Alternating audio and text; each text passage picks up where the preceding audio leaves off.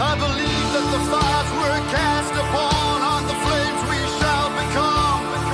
I believe in a common calling where our temples pray as one. I believe in the word of wonder and a kingdom for the saved. Larry Pollock here with Luke Carroll and Leo Mayhover. Unfortunately, What's up? Hella's out today. She got sick with some kind of virus down in Mexico, but she'll be back next week. Today we're going to cover the Detroit Pro and the Arnold UK coming up, and also we're going to talk a little bit about some recent claims that came up. Greg Doucette said bodybuilders' lives are being cut short. Palumbo had some things to say about it, so we'll give our 2 cents on that subject. So let's get right into it. Start with the Detroit Pro.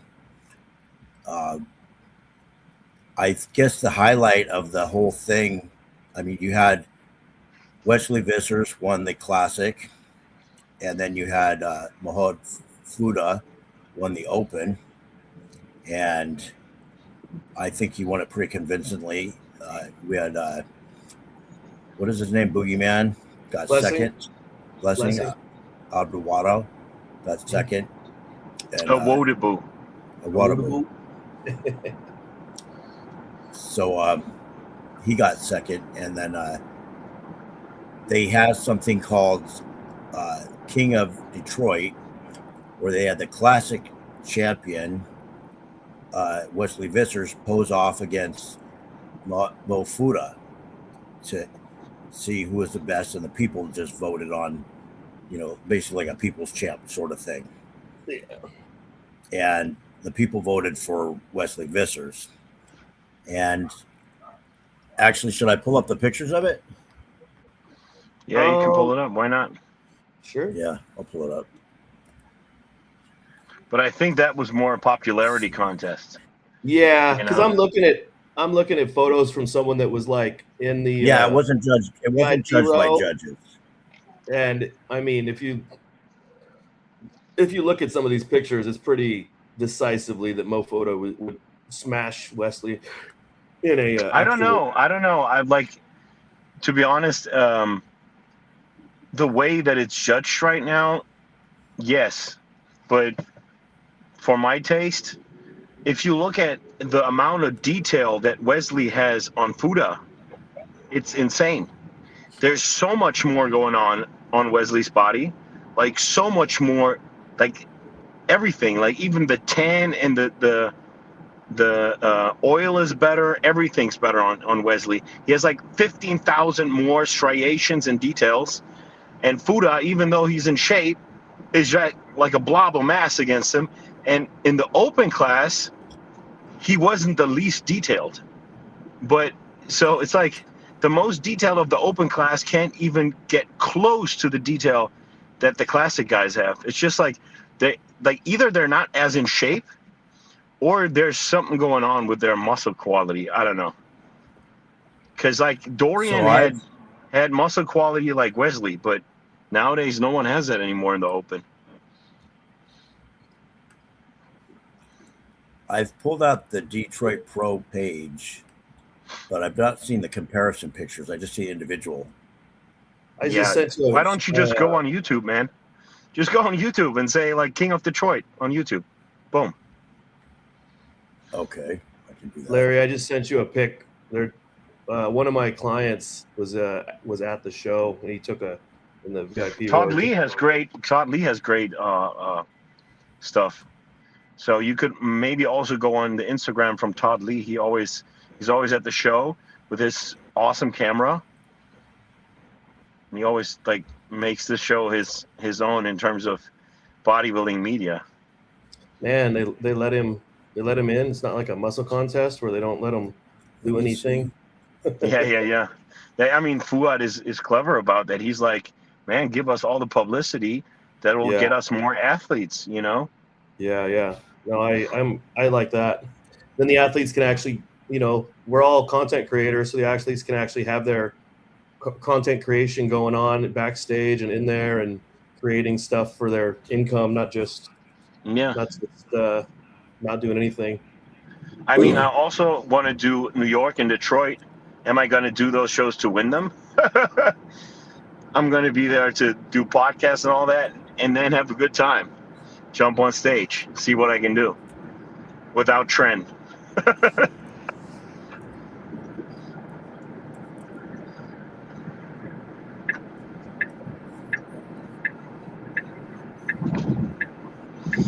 Yeah, buddy.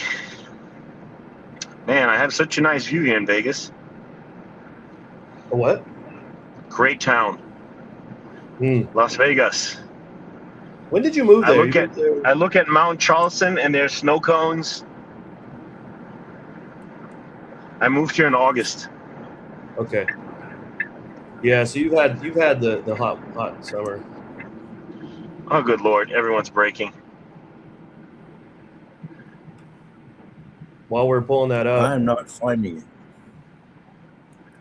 he said it was on his YouTube channel.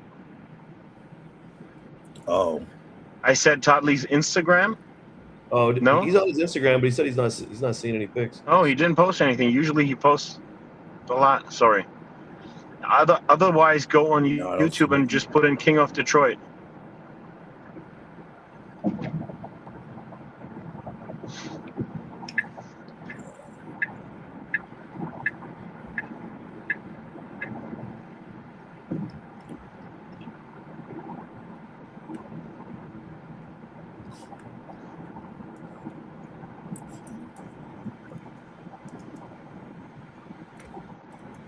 I also just joined Dragon's Lair. Oh.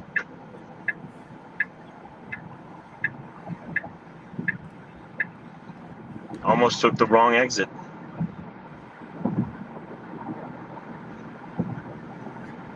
Dragon's Lair got really much better. If you guys are in Vegas, they have way more new equipment now. They used to have only Arsenal. That's why I never went there, but now they have the Mega Mass stuff, and they have a brand called Max Pump, and they have a bunch of Prime stuff and really good leg stuff, like really good leg equipment. Good pendulum, good squat machines. This what's it called? This power squat. It's really good. I think Larry loves that, right?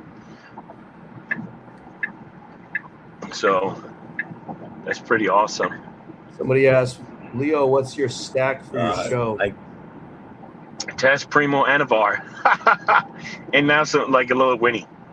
Nice. I can't do any trend, man. No 19 nor. No tremolo. Because I still take HMG and HCG to get my sperm quality up.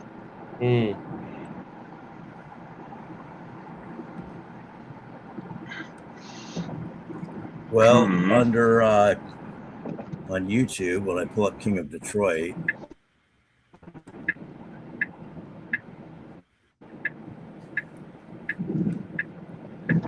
there's this. But I don't know if it's a comparison thing. Picture this. Saving up to 10% when you bundle your home and auto insurance with USAA. I don't know if this is an ad from Wesley Vissers.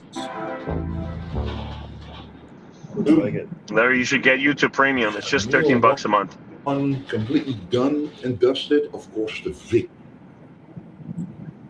I do have YouTube Premium. It's just not pulling up on this right now. Okay. Why It's on did? my phone. Oh, Larry. Drag Fitter has the name for a reason. Already mentioned in the story. It means the cravings go away on prep. The off season is easier to eat, but during prep. All right. Let's see if I can fast forward. I bet there's like 15 videos saying King of Detroit, and all of them are showing the comparisons on the thumbnail. And you picked the Wesley Vissers one.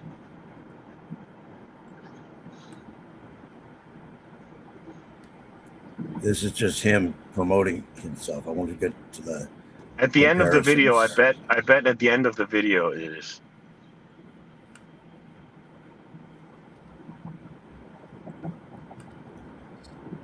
Just look on the shorts. There's a bunch of shorts here that have it. No. He's in there, like letting people stay in there.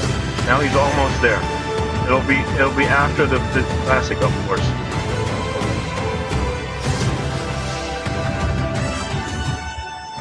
Go through this.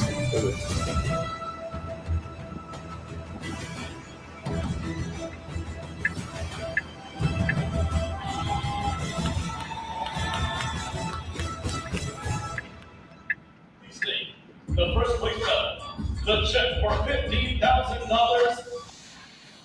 Division, and here you are again, backing it up. I wanted to, so this year. Exactly what we wanted to happen. You go to. So I'm going to drink something. You can see it in small. Go forward. Go forward. Look at those small frame. Look at the small frame. There it was, wasn't it? Where? I just saw it. Yeah, I also saw some. Yeah, I saw it too, but it keeps going back and forth from him talking. There.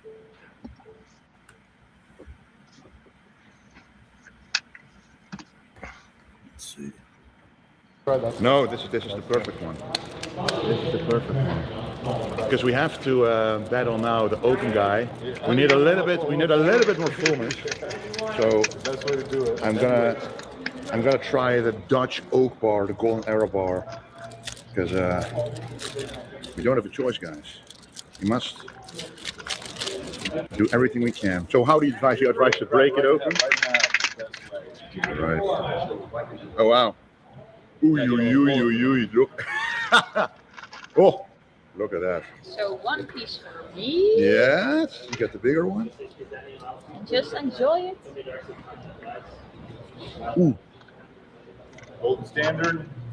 You did a good job. Thank you very much. Golden standard. Wow. It smells good. You can actually taste the. Takes the rear, back on the bicep. Man, You can turn the music off. You don't need the sound. So Mo's thicker than him, but he's more conditioned. Way more conditioned, right? And the upper body in some shots, Wesley can hang from the upper body. If you look at the back shot and the side chest, the side tricep looks straight on Wesley. Mo's got a lot of mass, especially in the legs, over him. Yeah. But let's keep in mind that Wesley's like a top 5, I think, maybe even top 3 in classic. And Mo is, coming up top 16 bodybuilder. But yeah, maybe top 16, but he's not a top 5. No. So you're not comparing the best classic guy to the best open bodybuilder either. But Wesley won this little comparison thing. I wonder where they would have placed him if he would have done the open show. Yeah. I guess probably they probably went. I don't know. I think so much for mass that he probably would have been like 7th or something like that. I think he could have been as high as 2nd. Really? I don't think he'd beat Foda, but I think because Blessing was big, but his condition wasn't like that great. And I just didn't see anybody but Foda look all that impressive in there. No, and of course. I'm just like thinking how they judge, not how I would judge, and how they judge. I feel mass is so important. I think mass is so important that they would probably put him like 7th or something. But maybe not. Maybe I'm wrong, but I just imagine. What's that guy's name? Nathan. What's his last name? Nathan Epler. Epler. I mean, he's got pretty good structure, but he got outsized by that top three. Yeah, but he's still way more compact than Wesley. Way more. You know. But he would lose the back shot. Yeah, maybe he could beat Nathan on that day. If Nathan is more conditioned, I think Nathan would also beat him. Yeah, I mean, I just think they're different divisions. I mean, legs are important, but they just aren't important like they are on open bodybuilding. Yeah, exactly. Like they're just it's just different. Like it's like saying like could Laura Lee compete in wellness? Like, yeah, probably. Well, I don't think it's the same because people are talking about Wesley going to open. People are debating that if he should or if he should try. So no one's debating if Laura Lee should go to wellness. He's having a hard time making his weight cap, so I don't think that would be beneficial for him. Yeah, I wonder if they really hided him correctly. If he was like Michael Badass and he couldn't make weight, then yeah, probably somebody should move up if they can't make weight. Yeah, Mike has more of a balance in terms of like open class, upper lower. Yeah.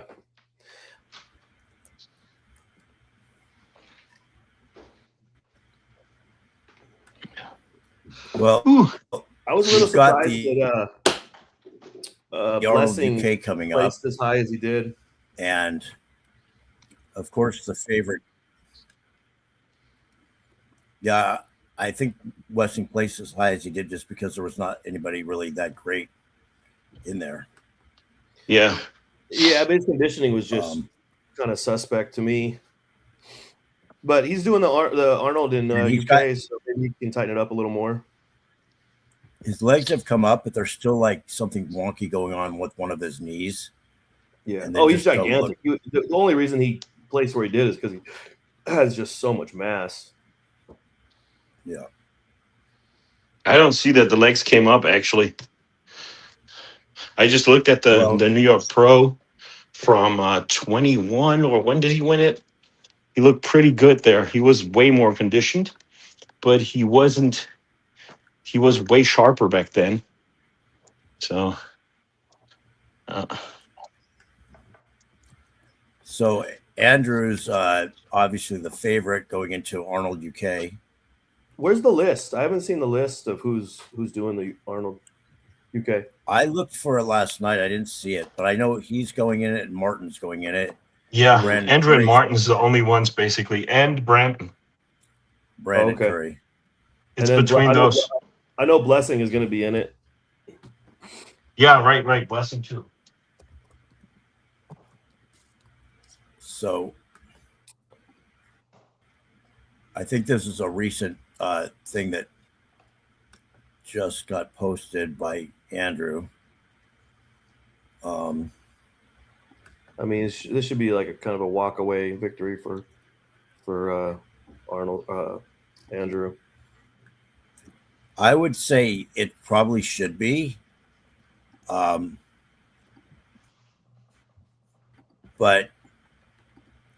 you know, do you think it's possible Martin comes in like Prague and gives him a run for his money?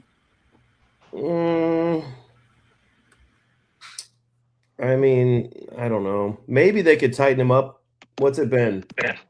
3 weeks from the last Arnold? He was off. Yeah, they'd have to tighten him up significantly.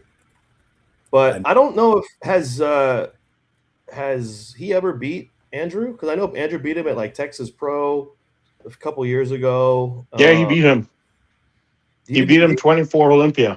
That's right. Yeah, okay.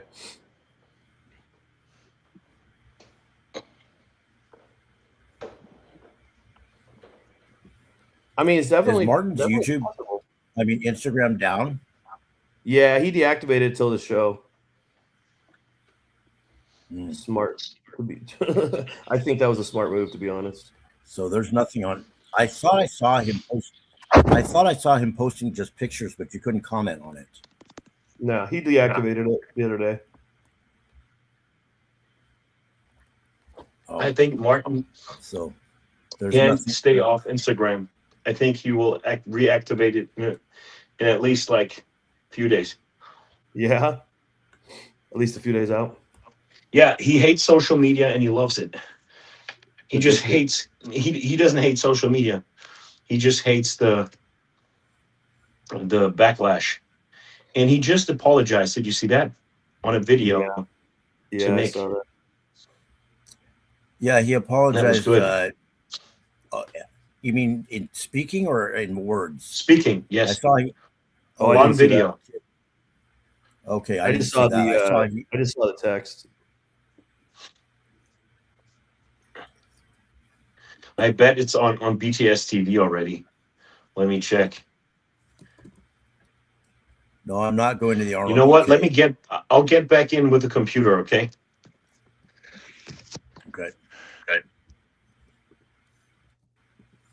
Someone asked if I'm going to the Arnold UK. Like, no, Arnold, Ohio was enough. Between canceled flights and everything else, so I had enough traveling for the moment.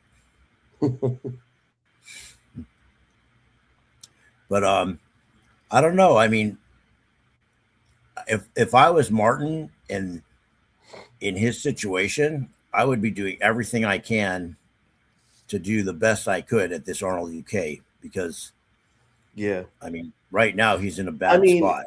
Potentially he could get a pretty good paycheck. I mean, I don't know what the purse is at the Arnold UK, but it's probably at least $50K for even second place. So it's $250 for the winner.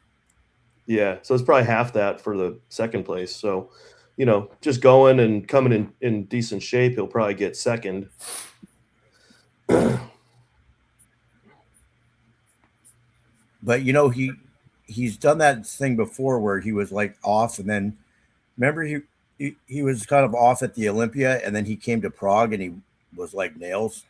Yeah. That was only a couple weeks later or something like that. Yeah, I mean they adjust. They seem to adjust and bring him in really tight. So, could the Prague Martin beat Andrew from the Army? Yeah, I think so. From last week. Yeah, I think so. Yeah, it would. I mean, it would be. I think it would be a. They'd have to go pose by pose, I would say. I mean, dude, like he was. I mean, Steve also said it. Steve said, "What didn't he say?" I asked if Prague, Martin from Prague, could have won the Arnolds, and he said, "Could have, maybe." Wow. So that was. I think so too. He was insane in Prague, man. Yeah, he was so peeled, so good. But the crazy thing about it is, even in Prague, when he wins and when he's insanely good, he lashes out at Giles. Like he can't even win without. I mean, he must just have some insecurities that he's just fighting. Yeah, but it seemed I really like the apology. So this like in on video, not like some statement. Do you have it? It looked honest to me. Do you have it? No, I didn't find it. But I bet it's already on Nick. Let me check. Nick Strength and Power. Yeah. I honestly think that Martin just has a problem dealing with the amount of PEDs he probably uses right at the end of the contest prep. Potentially. Maybe. I mean, if you're pushing a whole bunch of Tren and halotestin to come in shredded, your brain is not like in the right space. That's fair. Yeah, I don't know if that can count as an apology, but as an excuse. I'm not saying it's an excuse. I'm just saying it's a reality that he might just can't control himself when he's that jacked up. Yeah. Yeah, maybe. Because, I mean, it seems like this stuff happens pretty much when he's at a show. It's not like all the time. Yeah.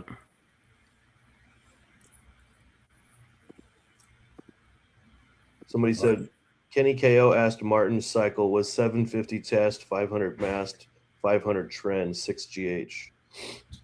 Yeah, maybe. That sounds like a pre-contest cycle. I heard that he goes up to a gram on trend. I mean, who knows?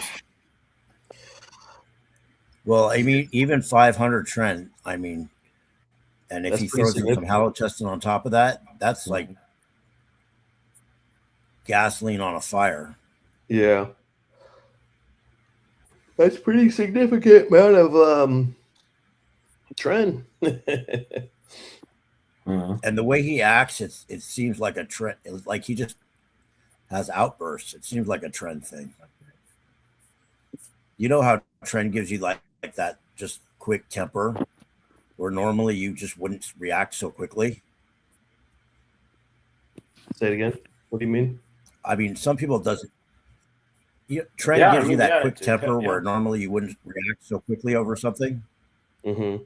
Yeah, definitely. I know with myself, like if I take trend, I get pissed off at just stupid shit that I would normally just not even pay attention to.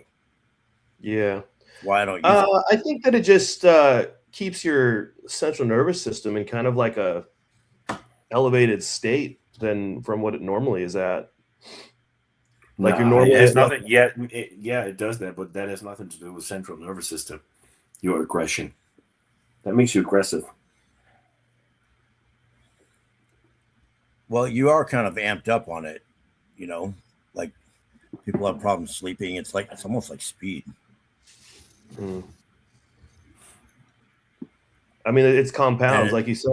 No lack of sleep is going to make you more irritable, and then I think just like I like to say, like people say you're normally at like a level 3 and you lose your temper at level 7. Well, trend like keeps you at like a level 5 or 6, and then you're just one level below losing it instead of like 5 levels below losing it. Yeah.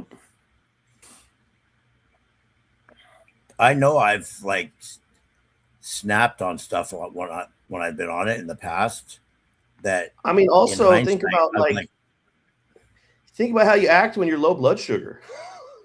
I mean, I know that's like kind of beside the point from like him writing shit online and stuff, but like when you're low blood sugar, like you like I've been in like a panic mode before when I'm like low enough blood sugar. Yeah, but that's different. That's not like angry.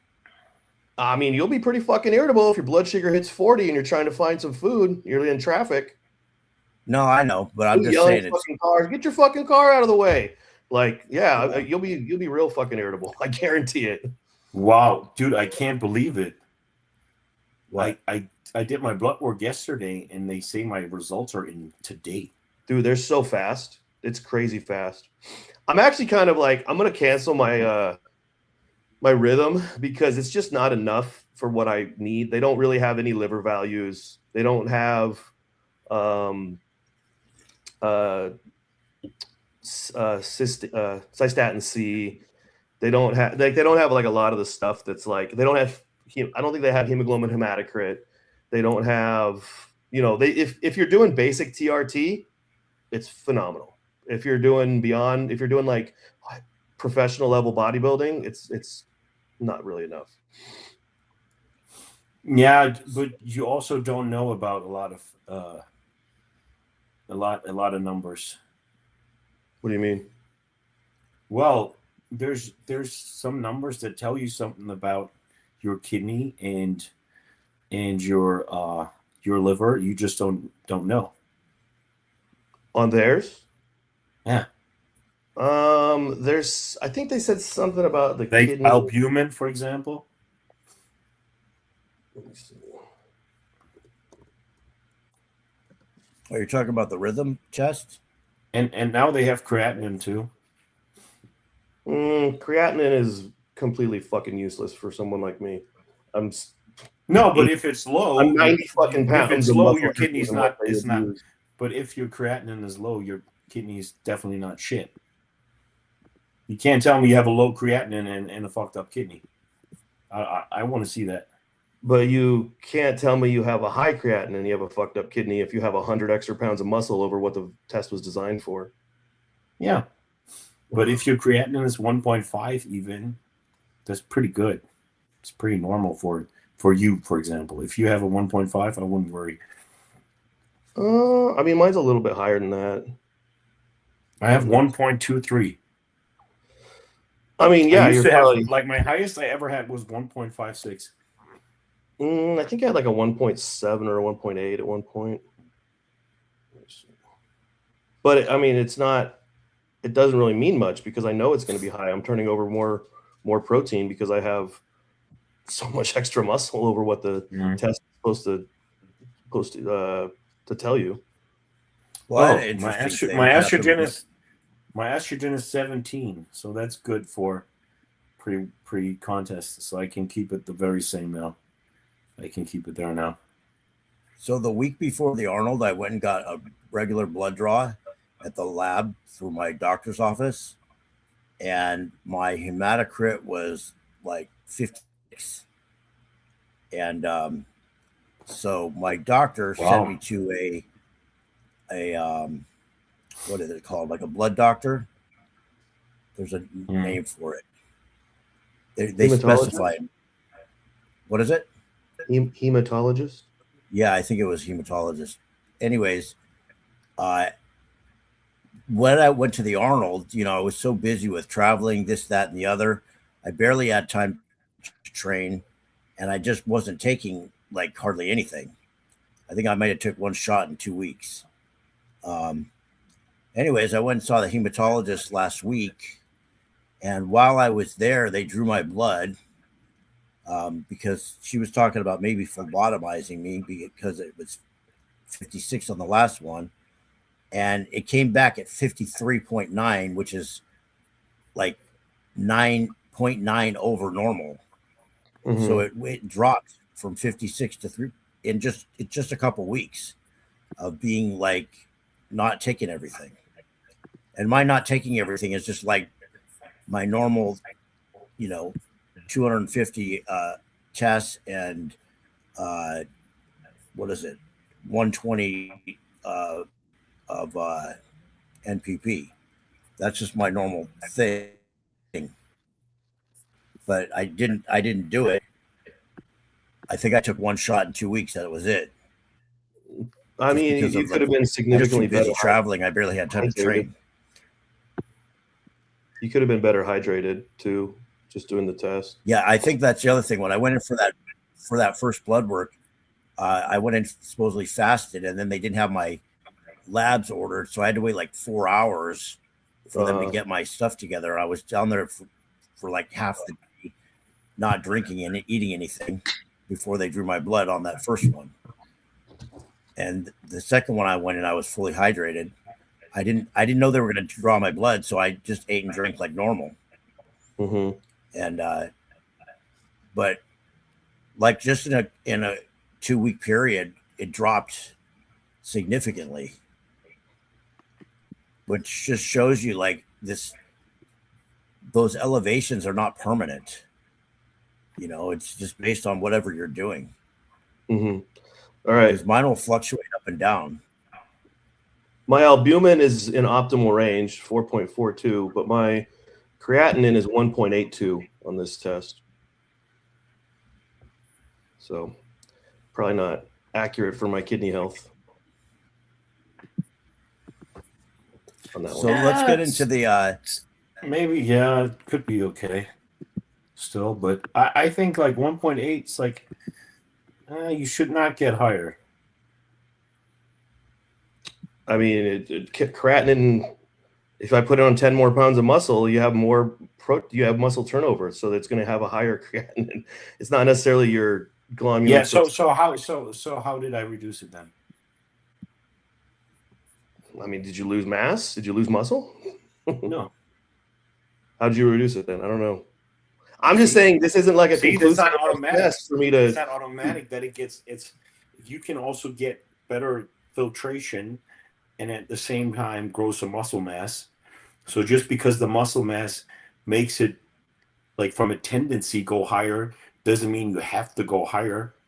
You know what I mean? Like, I mean, maybe you could offset it with using astragalus or something like that. But I mean, I think mostly if you weighed 300 pounds, I guarantee you'd have a higher creatinine than if you weighed 220 pounds. Yeah, but you yourself specifically. But look at me. When I first got my creatinine checked, I was 175 pounds and it was 1.3. Mm-hmm. Now I'm 220 pounds and it's 1.23. How did I do that? I don't know. How did you do it? See, maybe my kidney health got better. It's like just because you had 1.8 doesn't mean you can't get lower. It doesn't mean your kidney health is 100%. Like your kidney health is 100% right now, and that's 1.8. Then yeah, sure, but it's like. But if I check with cystatin C and you go off my glomerular filtration rate, I'm at like 98. But if you go off this, I'm at like 62. So that's what I'm saying. This isn't really a conclusive enough blood lab. No. Of course. I'm not saying that is the best number. That's where I'm getting at. Is like I'm just saying like I'm going to stop doing this because I'm just going to go get regular blood labs because this isn't like conclusive enough for the stuff that I need. It doesn't have hemoglobin hematocrit.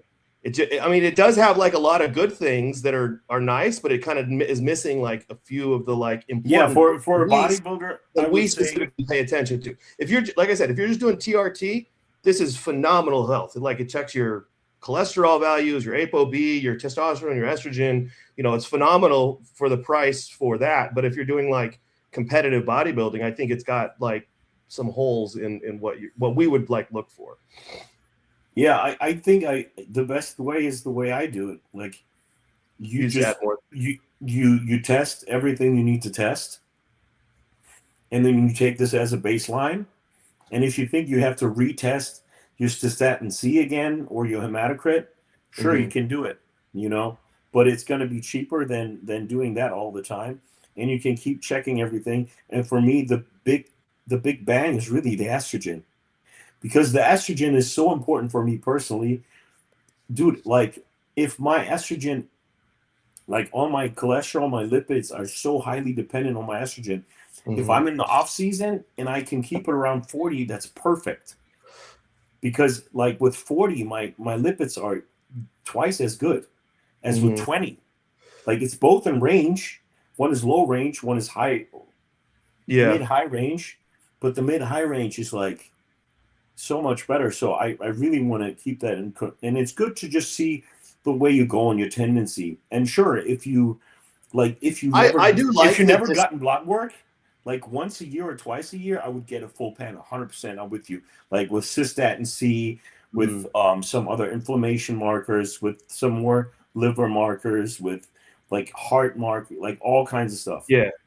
I mean, probably what I should have said is like I want more like quarterly testing that's more in depth. Yeah. Like I don't necessarily need like those things every. I mean, it would be nice if they did add cystatin C and they did add hemoglobin hematocrit, and then some of they don't even have GGT on here. They said they were going to add it, but they never did. So if they had like a few of if they just had like a few more of those, this would be like pretty robust. But it just has a couple little holes. I mean, it does have nice things. I agree. Yeah. C-reactive protein, it has, you can keep an eye on inflammation, but it just has like, some little bits of holes here and there. Yeah, but they said they're working on it, so I trust them. It takes time because the thing is, I sent them a message and they pretty much said that like this is what they're going to stick with. Oh, okay, interesting. Someone keeps talking about Titan Medical full test, $150. I use Private MD and I can get a full test for $150. Test pretty much everything. The problem is that's pretty cheap. I mean, all the ones I've seen to get me like a full battery, it takes probably $350. If you use Titan and you say my name, you get $50 off. Just so you know. Yeah, I mean, sure, I benefit from it. I don't get any money, by the way. I just get like if I have a certain amount of referrals, I get it for free. Nice. But I mean, like, I'd rather say $50 than not. So why not say it? Right? Let's kind of segue this into what Larry wanted to talk about with the the health. Like I guess Dave Palumbo was saying something, and then somebody else. Oh yeah. Well, Greg Doucette was saying that basically bodybuilding is going to take years off your life. Palumbo refuted that to some degree.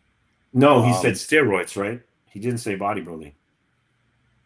Did he say bodybuilding or did he say steroids?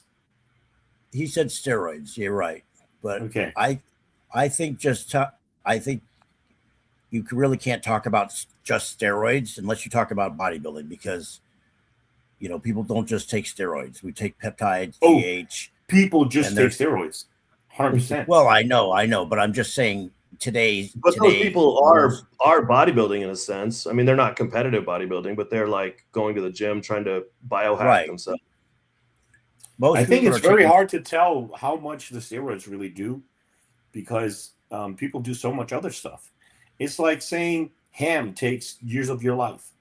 You're like, well, how much ham? And like, what other things is this guy doing? Is he smoking? Yeah. Humans bodybuilders take so many other drugs. Other people take so many other drugs.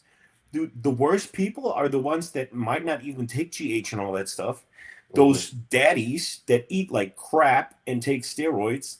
They have, these SpongeBob daddies with big arms and big bellies and small legs in the gym, and they always have super short shorts so you can see their tiny stick legs. It's hilarious. I love these physiques.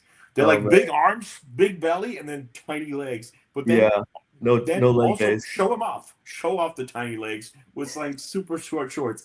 It's so funny, man. I would say that humans are extremely resilient. I mean, you look at like some guys, like just say Dorian Yates or say Jay Cutler, for example. Like they push probably as harder than anybody has in bodybuilding. They push their weight up to over 300, 320. They did all this stuff, but now they're on the backside of their career, and they probably have a ton of longevity left. I mean, they're probably going to live to be 90 or more. They're doing great. So like, just to say that like that this is going to be a death sentence, take years off your life. Like if you get out at the right time, you lower your weight down at the right time. I think that your body can handle a lot of abuse when you're younger. But if you try to bodybuild into your, 50s and 60s and have a 280-pound body at that age, then it definitely is going to take years off your life. I think it's the weight more than anything. I don't necessarily think it's it is what we're doing, but what we're doing is contributing to just being enormous. Well, it's just about the management, It's like, how do you manage him? Like, do you just take D-ball on top of a bad diet? Yeah, if you're taking terrible about cycles, anything, it's so multifactorial. It is. And obviously, okay, we can say, sure, the likelihood that you take years of your life comparing taking steroids in very superficial amounts to nothing is probably higher. But then again, people are eating fries. So are we going to now, what's really worse? The American diet is definitely worse than a little bit of steroids. And then there's a ton of so many factors. And I think we can just agree steroids are not healthy, but I don't think that steroids alone really kill. I have a unless you're like taking perspective on this, because I do think in certain circumstances, matter of fact, I will just say this, 100% for sure, steroids have taken years off of people's lives. And this is people like Boston Lloyd, people like, what is the guy's name? The big guy that died honestly, young. With Boston, he was a steroid addict. If it hadn't been steroids, he would have been a fucking alcohol, like opiate addict. And he was actually an opiate addict. He did do Nubane and he did do fucking those things. So like just saying like it had to be the steroids is like Dallas McCarver. Whoosh. Dallas McCarver, and they're had a pre-existing heart disorder that he already knew about, and he just decided to push it anyways. But he was already his autopsy showed he was on so much gear they could barely measure it. And then you had what's his name, Andreas Munzer. So if you go crazy with it, and you're taking like insane amounts of gear that your body just can't deal with it, yeah, you're probably going to kill yourself. Just like, you know, if you drink a glass of wine, it's supposed to be good for your health. If you're an alcoholic and you're just drinking till you're drunk, unconscious every day, you're probably going to kill yourself. Yeah. A glass of wine is not good for your health, by the way. That's bullshit.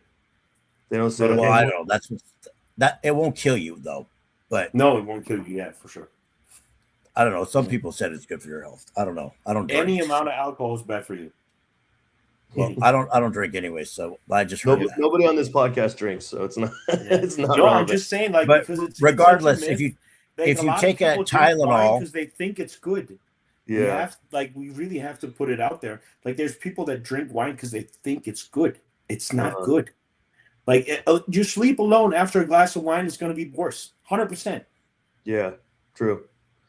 Look, if you take a Tylenol, it's not going to kill you. If you take the bottle of Tylenol, it's going to kill you. Yeah. And so if you're reckless, look, here's a perfect example. There's a kid in my gym. He's been training, I don't know, 10 years in my gym. The guy does not look like anything. He has barely any muscle. He's overweight, and his training is inconsistent. And his diet is shit. I've done his diet before. I've done his training before. He still just doesn't do it. And he took off training for 3 months because I guess he had a kid, and then he said he hurt his back. So he comes back and he tells me this is just yesterday. He started training last week and he was taking the Test 400 half cc a week prior. Well, he decided out of his idiot brain that he took the half cc twice a week for a week, and he said he didn't feel it. So he decided just out of his brain to go to 2 cc's. So that's 800 milligrams a test. Now that may not seem like a ton, but keep in mind, this is a guy that he's like, maybe his lean body mass is 130 pounds, maybe. And he's 40% body fat, and he barely fucking works out, and he eats shit. And he just decided that, you know, it'd be a good idea to double his tests. And I just told him, I'm like, your body can't even use that much test. You convert all to estrogen. You're just getting a bunch of side effects. This guy, they do no blood work, no concept of anything. So people are just reckless like that. If you're an idiot and you just take boatloads of stuff without any rhyme, reason, or for it, and you depend on drugs instead of training and nutrition, you're probably going to fuck yourself up. I mean, I've seen it over and over again. Yeah. You may not kill yourself, but you're probably going to do some harm. And some people will kill themselves because they'll just won't stop doing it. But I think if you look at, like, there's been a lot of bodybuilders over the years that didn't die. Like you mentioned, Jay Cutler, Dorian, Arnold Schwarzenegger. What's interesting with Jay, though, is Jay took steroids for at least 20 years longer than Dorian, and probably even longer on a lower dose. You know, after 2013, I don't think he was off. He was probably on, like, I don't know, 500 tests or just 300 or 250. Yeah. But and Dorian, he was just like, I don't know, 87 to 97 or something like that. That's it. He just quit. He quit after 97. He shrank down right away. Yeah. He also said that, I might have made a mistake, but just getting off, like, phew. Yeah. I think that obviously, because we're so plugged in with social media now, we're able to see these deaths. You know, Generation Iron is broadcasting every single one. So we're kind of seeing people die. But, like, I know I see people die that never took a steroid in their life from the similar causes, you know, kind of regularly. I think that definitely, like, people like. Did you also see that before 2021? I mean, yeah, you see. I mean, people die, but, like, people like Jason Lowe, he probably had a genetic thing where he laid down plaque, You know, he should have had some heart testing done throughout his 30s, and he probably would have caught it, and they could have done a bypass surgery, and he'd still be alive today. I think that like the thing is we kind of, our doctors see like medical interventions like a EKG or echocardiogram or a calcium score as like, oh, you do that when you get old enough to do that. But yeah, I think that some of those like those tests, you know, you should maybe do at a younger age. You know, like people are doing blood tests now, and people are finding out that they're hypogonadal in their teens and 20s because they were actually like starting to run blood labs, and they're like, oh, I've always felt like shit. Now I know why. I have like a 300 test, you know? So I think that like we need to extend that further into just more populations where we can screen for stuff like that. With bodybuilders, definitely we should, because we're pushing, you know, our health in that way.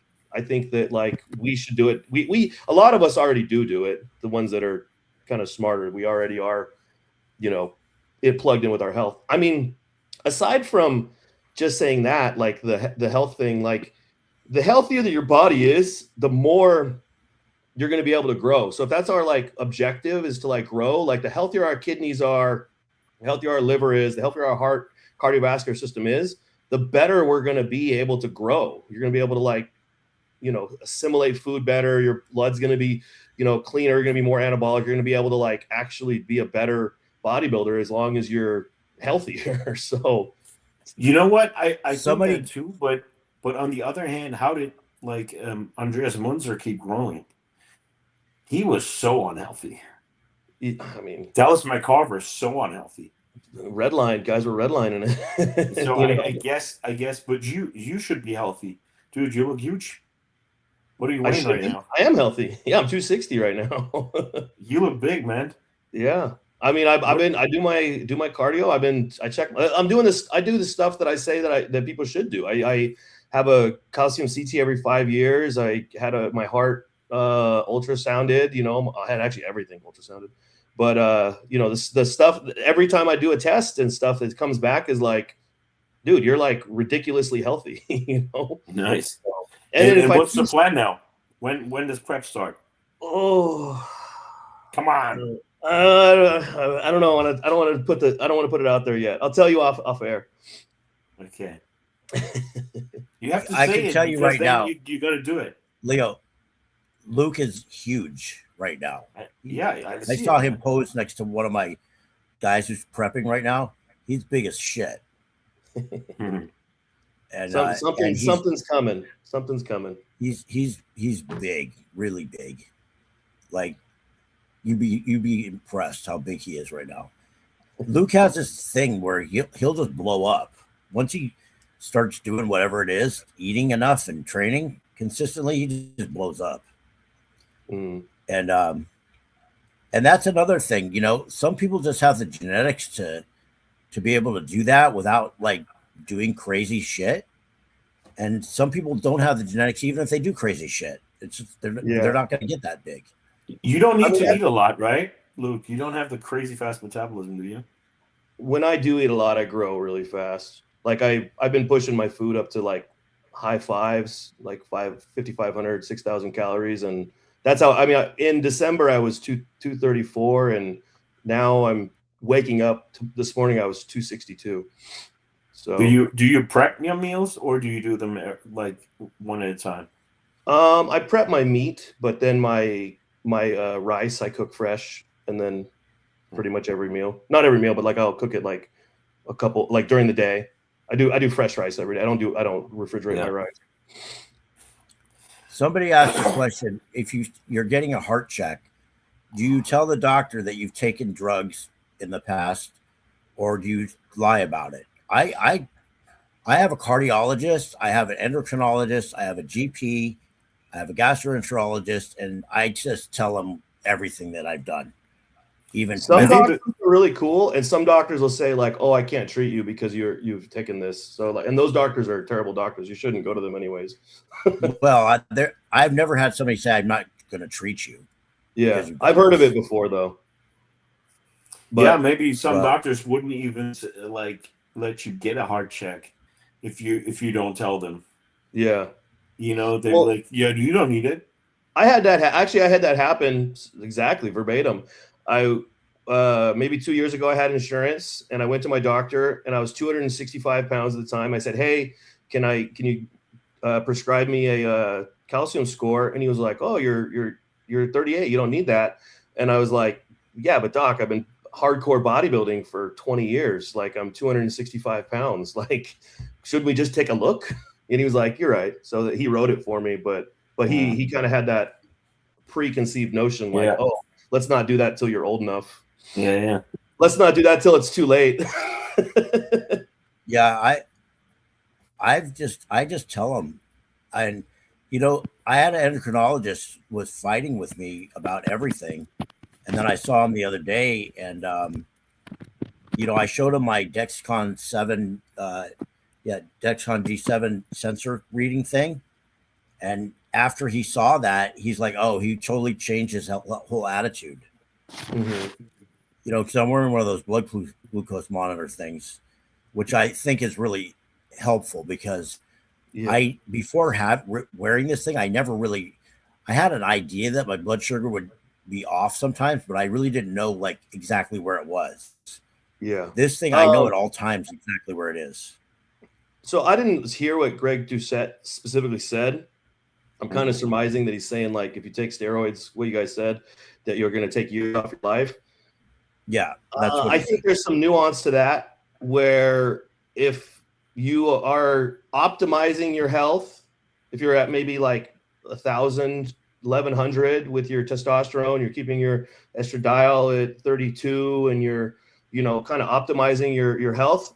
No, I think that's actually better for you than being dysregulated, being, hypogonadal, or being whatever. So I think that, like, just saying steroids are going to take years off your life is extremely tone deaf for what steroids are used for. So I think that if you're abusing them, like, yeah, I mean, I think that if you're 300 pounds most of your life, and then you like take a couple, take it easy, like the last 10 years, like probably you could have lived a longer life if you had just stayed at like 200 or 160 pounds. Like if you would have just stayed at like an optimal weight. So like they always are saying that like lighter is better. I mean, it does check out because like my little dogs, they're going to live like 20 years, but like gigantic dogs like Great Danes, they live like 6-7 years. Well, let's talk about what specific things cause death, mostly in bodybuilders, and we have 3 things. Diuretics. Well, no, I'm talking about health conditions. The 3 things are: you have your kidney function, your liver function, and your heart. Yep. Those are the 3 things. And kidney function, it's not the drugs. Steroids don't affect your kidneys directly, but what they can do is raise your blood pressure, and it's high blood pressure that messes up your kidneys. Mm-hmm. Now, I have never had high blood pressure in my life, no matter what I took. I don't get that. For whatever reason, it's genetically that I've always had pretty low blood pressure, and it doesn't go high. So I think maybe even when I was heavier, I didn't have high blood pressure. So some of that's just genetic thing. And some people, they're going to run high blood pressures if they run a bunch of gear and gain a lot of weight. And if you happen to be that person, then you got to take those precautions to lower your blood pressure, whether that be taking less gear or doing telmisartan or whatever you got to do to get that condition under control. I mean, the best thing to do your cardio and keep your heart healthy. Well, yeah, but I'm just saying, if you have that, whatever the cause of it is mainly, I think, having a high body weight, and then the blood pressure goes up.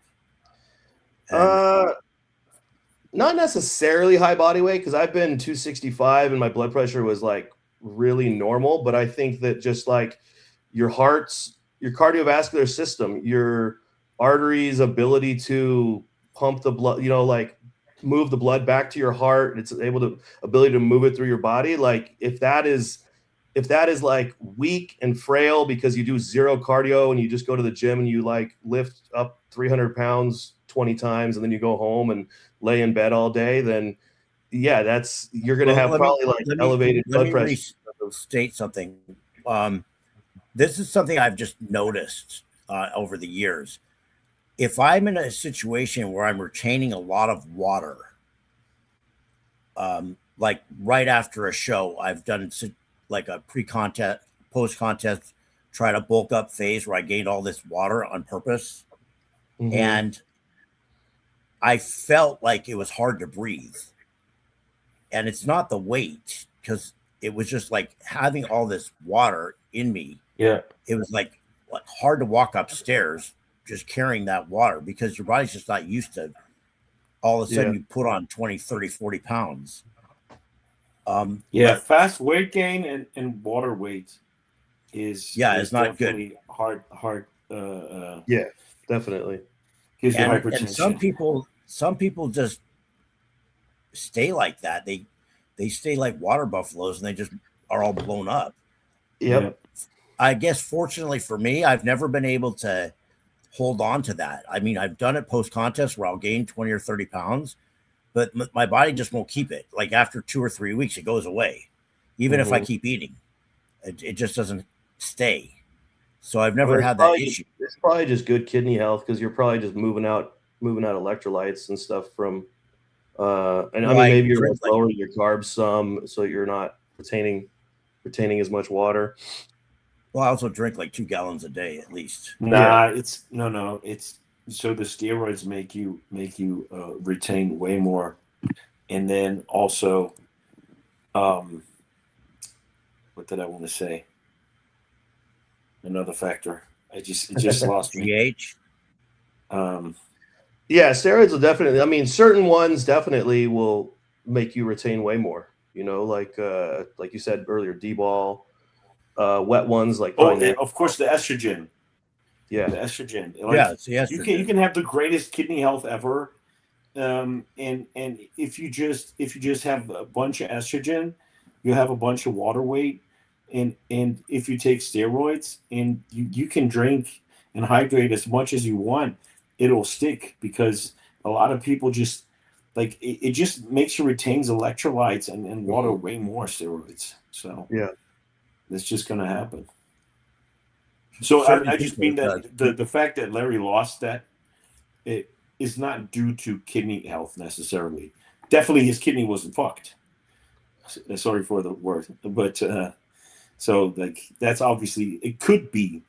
So if your kidney's unhealthy, then that's definitely going to make you hold water. Yeah. That kind of leads into something that's like Larry was saying, like he holds on to it for a few weeks. Well, Larry, I've known him forever. He's traditionally a very low estrogen guy. So maybe when he comes off a show or something, he did like maybe a rebound. He's eating big, and his estrogen does jump up. And then the water retention also with the electrolytes in the kidneys and stuff.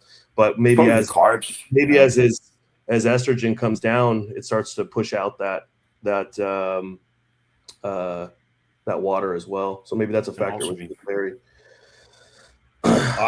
We're just adjusting. I've never been able to hold a lot of water weight, even trying to, for any period of time. My body's just good for you, man. Did you ever try to hold it like going into a powerlifting meet for hydraulics or something? When I was 250, that was the biggest I ever was, and I still was.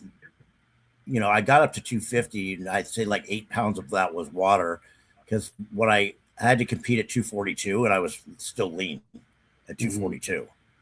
Yeah, I just never. My body just doesn't do that. Even at 242, I was still lean, and I wasn't holding a shit ton of water. But I've had like period. I after one show, I intentionally wanted to see how heavy I could get, so I just took insulin and ate like fucking pancakes and everything in the world, and pushed my weight up to 270. And like I said, it was hard to breathe, hard to walk, and I felt like shit. But I only kept it for like 2 weeks, and then my body was just like, no more of this. It just went away. Yeah, I kind of had a similar thing as I was coming back up on my size. I put on 30 pounds in like a month and a half. I was feeling like really that kind of just bloated, heavy feeling, and then I was like, oh, I got to start moving more. So I get up, I would do, the Stairmaster. The first couple sessions were brutal, but now like I dropped a little bit of like water retention, but my weight has like kind of came up and stabilized still there. And now I'm in like significantly better shape. So kind of, I guess, a similar thing. Like I'm just maintaining the size better because I'm actually in better condition. But so do you guys want to get into the Arnolds? I think we kind of skipped that. We talked about the Arnolds. Yeah, right. We did. We kind of did. Yeah, we did. Yeah. I mean, I think that it's like, well, the other thing I want to say, so you have the next factor is liver health, and that's usually people contribute like poor liver health to oral steroids, supposedly. Mm-hmm. I can tell you like this. I have had high liver enzymes for as long as I can remember, but I've had at least a half a dozen ultrasounds on my liver. I've had these other tests where they check your liver for fatty liver and other things. I've even had liver biopsies. And every time I get one of these, they can't find anything wrong. I don't have fatty liver. I don't have anything in my liver. But for some reason, I run high liver enzymes. I don't know if it's from training or PEDs, but I've been running high liver enzymes for as long as I can remember. Did you also get GGT? Is your GGT also high? It's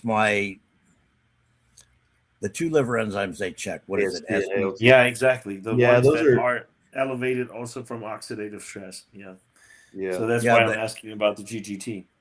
I mean, I think the liver enzymes are more blown out of proportion mostly. I mean, if you do have like crazy high, if you're like 10 times, if you're like 600 or something, you're probably running into an issue. But like, just plan out smart cycles. If you're going to do orals, kind of keep it to like 4 weeks. Don't just like drag it out for 4 months. What I'm saying is, even with the high liver enzymes, every single time I've gotten one of these ultrasounds or a liver biopsy or whatever, because my doctors are convinced that something's wrong with my liver, they can't find anything wrong with my liver. Do you guys know if anybody does like if they're like heavy on GH and insulin, if they get like, and pushing their food, if they get like a fatty liver? Is that like kind of a common occurrence among big body? That's the thing. That's the thing. Would it be? Mm-hmm. Yeah. Like how high are your ALT and SLT, Larry? I have to pull up my blood work, but like 180 or something like that. That's pretty high. It's pretty I high. would be concerned if mine were that high. But you also, like you say, you also have to see kind of the tendency and your history. You did a lot of secondary testing, so I mean, it might just be a lot of muscle breakdown. I mean, you always train hard, so if you don't take like, I've heard like 5 days off from the gym and lower your protein and stuff. Yeah, I've never done that. I've always can't really get an accurate and gotten my blood work done, and then my liver enzymes are high. But like I said, I've gotten like half a dozen ultrasounds over the year, and they have this new test. I don't know if you're familiar with it, where it's like some kind of air thing. They put this thing against you, and it pushes like it goes poof, and it sees your liver. It's not an ultrasound. It's something else. Yeah, I've done it twice, and they can literally see your whole liver with this thing. And I did it a few years ago, and I did it recently. And again, it came back and it showed like nothing. There was nothing in there. And I even had liver biopsy twice, just because of my Crohn's. They've gone and done, my endocrinologist has ordered a liver biopsy, and again, it came back nothing. They couldn't find anything. So I don't know how much that is, a factor. And somebody said something about the Crohn's affect that. Maybe, I don't know. I honestly think it's probably just from all the heavy training. Someone says, imagine you lived normal lives and didn't have to bother with all this. So I have multiple answers for that. First off, if you live a normal life, you eat like shit, and you should probably worry about this. And if you live a normal life, that's kind of boring, man. I don't want to live a normal life. I don't want to be mediocre, and not strive for like a little more than average. Like, I'm not saying like I'm like great or something, but I want it. I'm like striving for it. I'm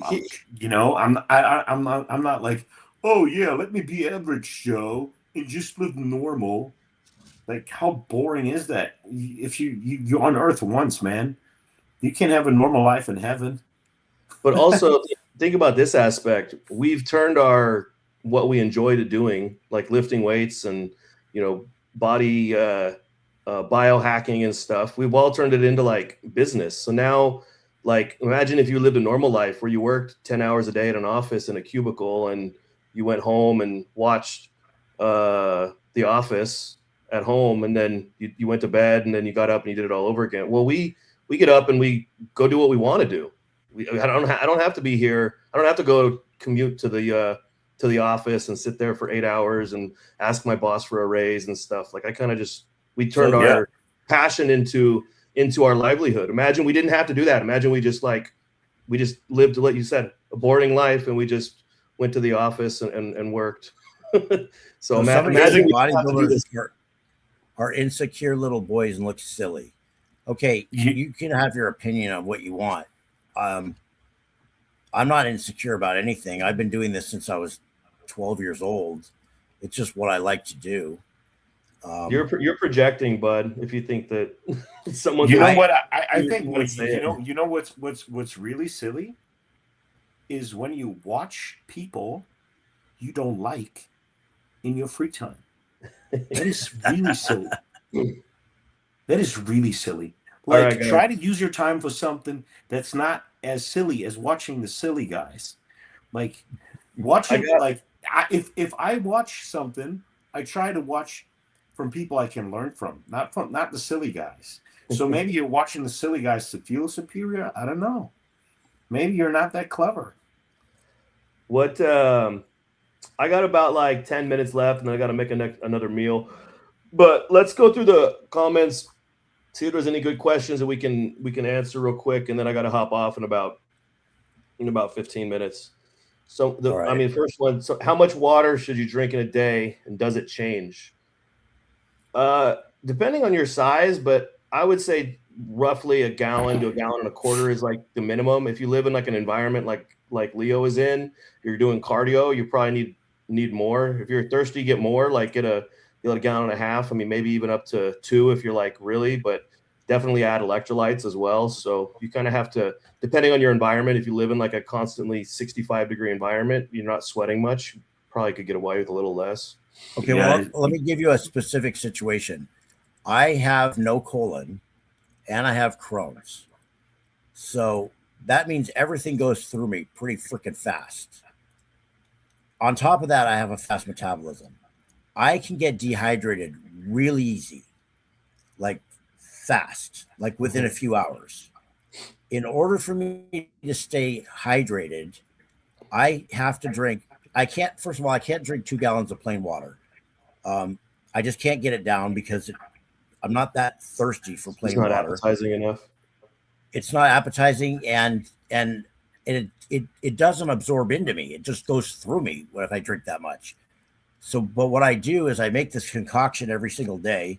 Yeah, I have that Stanfordine cooler that holds 1.5 gallons, and I put in there one emergency pack, 2 teaspoons of this mineral salt. I put in potassium. I put in 3 of these little flavor packs that are made with stevia.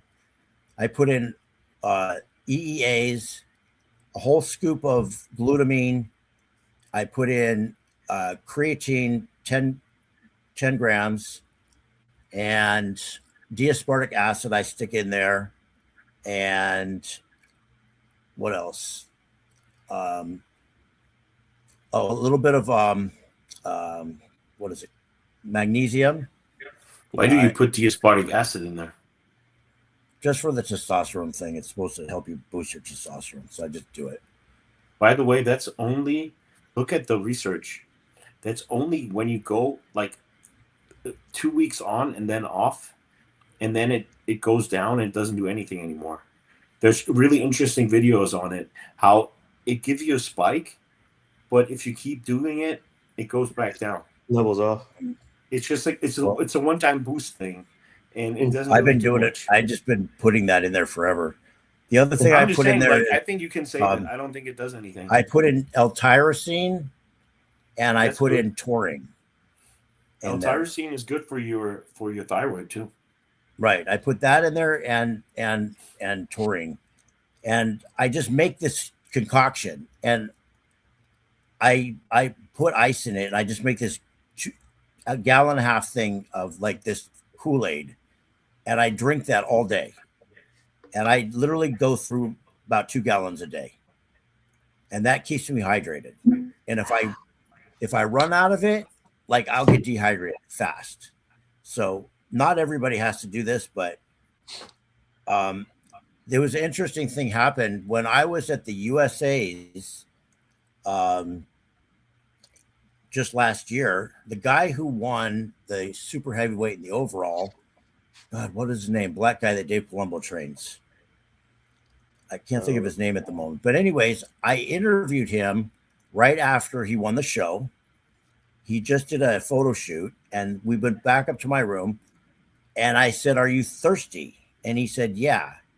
And I gave him he'd end up drinking like 3 glasses of this stuff while we were doing the interview. And he's like, "Man, I feel so much better." He was dehydrated. I think he didn't even know. He's like, "Wow, whatever is in there, I feel so much better." And it was just like electrolytes and aminos and glutamine and stuff, But someone said you should make packets of it, Larry, and sell them. No, I probably should. Somebody, all right, we're going to speed run these questions, so less than a minute answers. Do you think EQ could replace Masteron since Masteron is not available or overpriced right now? Don't want to use Primo, fake and overpriced. I think it has its application. I don't know if it could replace it, but I think it has the application. I mean, I would probably use Masteron where necessary, EQ where necessary. I would it's say it's kind of a weird question. Yeah, I mean, I think if you wanted the effects of Masteron, you couldn't get it, then yeah, EQ is probably your best option because you're not going to use a nandrolone. So, if it's your best option, then use what you can. I mean, I said it before on a previous podcast, but John Meadows, when he was coming up, he said that they would just use whatever they could get. Like they were doing contests and they would use a bottle of Deca or something if they could get. They didn't have access to anything, so they would just use whatever they could get. You know what I don't get? This is all these daddies that they don't eat Masteron at all. Why are you all running Masteron? It's did someone in your head, with this Masteron stuff? If you want some more anabolism, then take 200 more tests and take an AI and call it a day, dude. Yeah. Test is best. I agree with Leo on that one. Good Lord. This Masteron doesn't do anything. It's such a waste of money, especially for someone who's not competing. I'm like, why the hell would you spend your money on Masteron? You're not competing. Why? This doesn't build more muscle than anything. Tell me any steroid. It builds more muscle than Masteron. Any. Which is worse? All right. There's a thing that any. came out within the last year or so where some people were just pushing Masteron as the best anabolic. Yes. Yeah. I haven't ever ran in the off season. This leads into the next question. Luke, what's your stack now? You still running Osterine, and how's that going? Current stack is a test. I'm doing about 150 milligrams a day, actually, because I added in, or I had, it's like 100 milligrams of test ISO because I can't really get anything else right now, and then 50 milligrams of test propionate. And then 100 milligrams of Primo, and then 50 milligrams of Masteron. I decided to add it. I've never ran it in an off-season setting, so I just figured I would add it in to see what it did. I'm just doing my own due diligence because, like I said, I never have ran it in an off-season setting. So you're on a Gamma test, 700 Primo and 350 Mast. Yep. Nice. But I'm trying to compete this year, so it has a purpose. It's not like I'm just like blasting for no reason. And then GH, I'm at 8 units a day right now, so 4 and 4. 4 units before bed, 4 units 3 hours before training. I was doing the Osterine and Anavar on my back day and on my leg day, and I still might do that, but it's only 2 days a week. I'm not doing it like consecutively, so that's pretty much the whole cycle of gear. I mean, I'm also using some like GHK and BPC and those random things, but those are the kind of like the heavy hitters that I just outlined. What do you guys think of protein bars when on the go? Are they all bad? Bullshit. I think that protein bars are the bane of the supplement industry. I think they're complete and utter bullshit.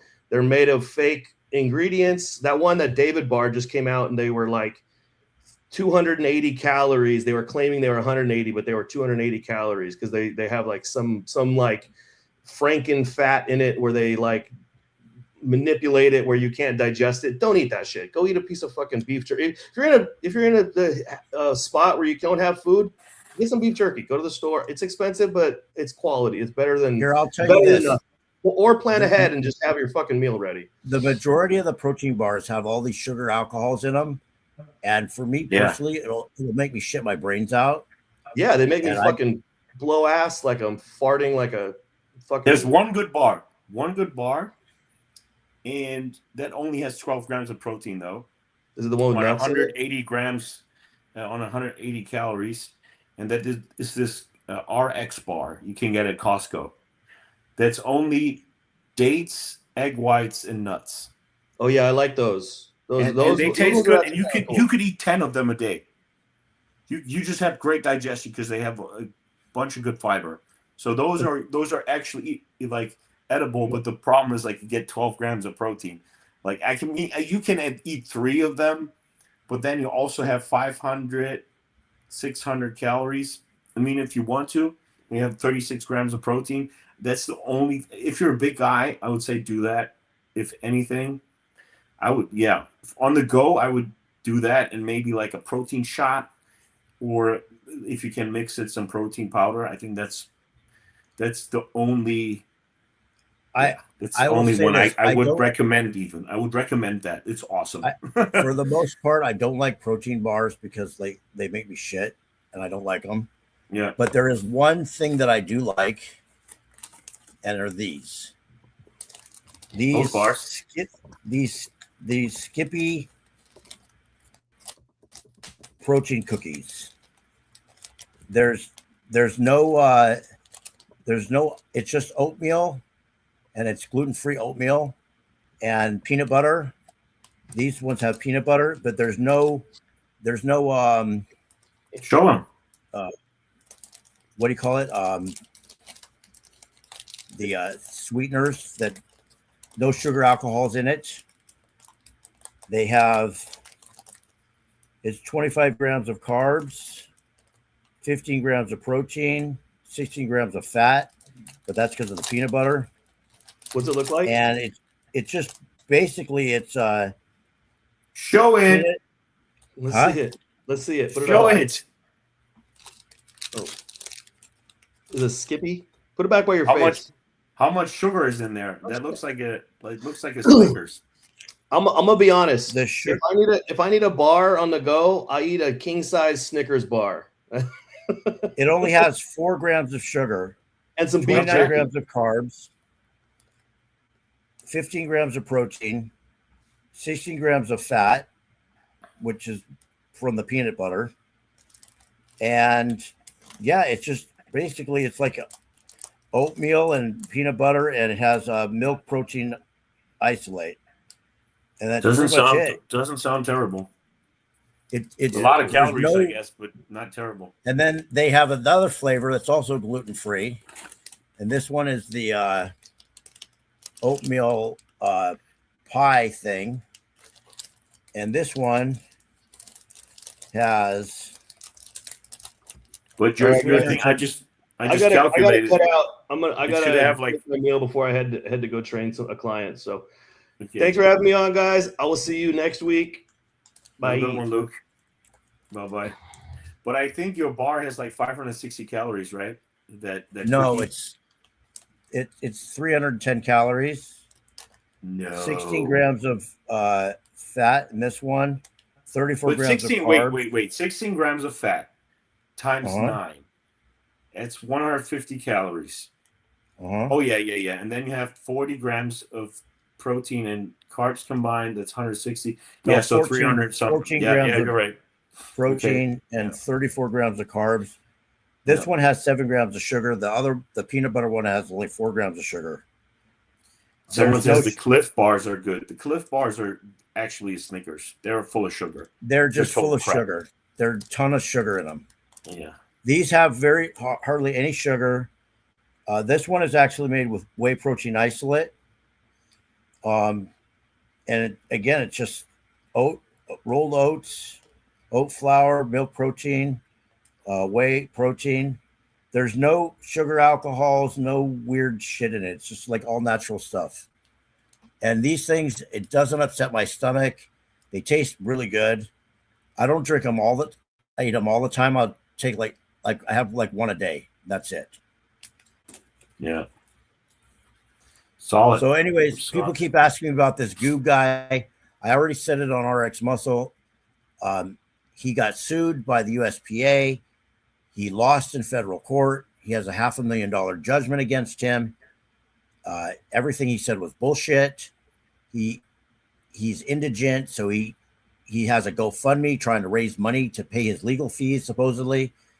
But I will make a complete video. I'm just waiting to get the actual documentation, which I'm going to get either today or tomorrow from somebody who's high up in the USPA.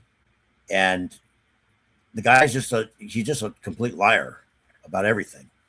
But yeah, dude, he wanted to pick a fight with me, so I'm going to expose him. Nice.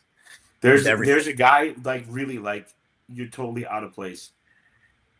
Someone says protein powder is a scam. That's so not true. That's insane.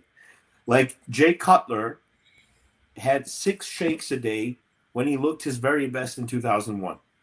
Protein powder is totally fine. It's a great protein source.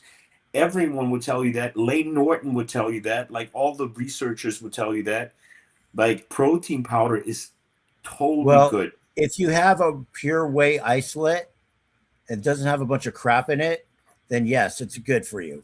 But a lot of these protein powders are a scam because they have what they call that protein spiking, where it's not a pure whey isolate. I don't think that. No, but they do have some out there where they put a bunch of carbs and a bunch of cheap aminos in there, and it's just junk. Yeah, I remember Biotech. Was it Biotech? Bio something, this Hungarian form. They spiked it with collagen, and some German guys tested it and exposed it. And then this German site called Gannikus, they were starting to test every protein powder in Germany. So everyone got super scared. So the quality upped a lot. So like there's no protein spiking in Germany, I can tell you. So if you're afraid of that, you could use a German brand or so. But I also think like big companies like Raw or something, or Way of the Lord, use Way of the Lord. It's the best. We have isolate, protein isolate. We have no artificial flavors. We have stevia flavored. We have the anti-caking agent to not have a clump is not silicon dioxide. It's organic rice hulls. So it's completely natural and it tastes great. It really tastes great. And it's just whey isolate, almost zero carbs, zero fats. You can't go wrong with that. I haven't tried the Way of the Lord, but I've been carrying HD Muscle for a while now, and I just really like their products. And but I bet they have other flavors. They have pure whey isolate. There's no added nothing in it. It's just pure whey isolate. Oh, without taste? Well, it has flavor, but there's not even 1 gram of carbohydrate. It's zero carbs. Yeah. I'm not saying that's bad. I would drink that too. I'm just saying they have the artificial flavoring and they have the silicon dioxide in there. Almost every single one has that. If you don't worry about that, if the digestion is great, then you can totally go with that as well. But that one mixes super easy. It doesn't clump up. There's no added nothing in it. It's just pure whey isolate and like whatever flavor they put in, that's it. I don't think it had silicon dioxide. I don't remember seeing that on there. I'll check it out. But I really like their products, and by the way, they don't sponsor me or anything. I just carry their product because I like the products. I like their liver product. I like their kidney products. I like all their products pretty much. They make straight out products, not blends where you don't know what's in it and all this other weird stuff. Yeah, they only have scent and gum in there. Mm-hmm. Sucralose, stevia, natural vanilla flavor, sea salt. Yeah, I'm telling you, that stuff is even grass fed. If that does anything, I don't know, but it's grass fed whey. Yeah, it's just really clean protein, digests super well. Now I don't use it as a meal replacement. The only time I drink it is post workout when I want to get some protein in a hurry. But for that, it works great. Yeah, that's the only one I've been using for a while now. Somebody said something about Morphogen nutrition is better. I just signed a thing with Morphogen, a wholesale account with Morphogen, and I'm just waiting for them to send me the final thing. But I just signed the documents, so I'll be carrying those products as well. They have a decent. It's called Prime. Mm-hmm. They have that's a good all-in-one health sup, but it's a little underdose, so I would take double. Right. But that's pretty good. So when I don't get my complete health from Leica Pro, then I try to get the Morphogen one and double dose it. I think it's Prime. I think it's called Prime, Morpho Prime or something. Yeah, Nick Walker signed with them for a reason. They're not bad. And but you guys, if you want to support Larry or me, then buy from Larry's store or buy Way of the Lord isolate. It's definitely both awesome quality. And you guys, we all do this for free, basically. What we kind of finance our living through is if guys want to support us. So some people say it's harder to turn friends into clients than clients into friends. And I feel that's so true because, dude, try to sell your friends anything. Your friends never buy shit from you, ever. But some strangers amazed and buys it. I don't know what it is, but dude, it's so rare that a friend buys your stuff. I'm like, so you go buy the Nike, which is more expensive. Because I don't know. I mean, people just go by trends. It's so bad. People just go by trends. They want their stupid brand at home when their friend does something way better that is not famous. Guys, okay, if your friend makes the greatest t-shirts on the planet, not you even bought my t-shirt, but if your friend makes the greatest t-shirts on the planet and they're cheaper than the Nike ones, and you keep buying the Nike ones that are made from child labor, I can't help you anymore. Just saying. I'm friends with my training clients. I consider them friends. They're not just training clients. I wouldn't train them just for the money. And they generally take the supplements that I recommend because they know that I'm not going to sell them shit. Yeah. They just know I'm not going to do that. So but if I carry something, if I won't eat it myself, you just confirmed what I carry it. said, Larry. You turn your clients into friends, not your friends into clients. That's true. That's the hard thing. If you have a friend that's not your client, try to turn them into a client. That never, like, barely happens. Turning a client into a friend, a lot of times, almost like all the time. Well, I've had even random friends just ask me about nutrition and whatnot because they don't know anything, and I'll just recommend whatever I think. And usually they listen to me because they know that I'm not going to bullshit them. I'm not going to steer them down a wrong road, you know?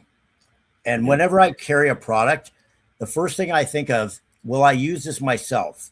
Because if somebody doesn't buy this, will I actually end up using it myself? And if I'm not going to use it myself, I won't carry it. I'm the same way, but it's still hard to sell sometimes, some things. And you're like, why? You know, like, honestly, I don't try to sell. I just have it. And if people buy it, fine. If they don't buy it, I don't lose any sleep over it because it's not really how I make my living. It's like extra whatever. I mostly carry it. I mostly carry it just because of my gym members. I want them to have good quality products. And I'm not like trying to like make a living on that. No, I know. Yeah. Especially like protein powder.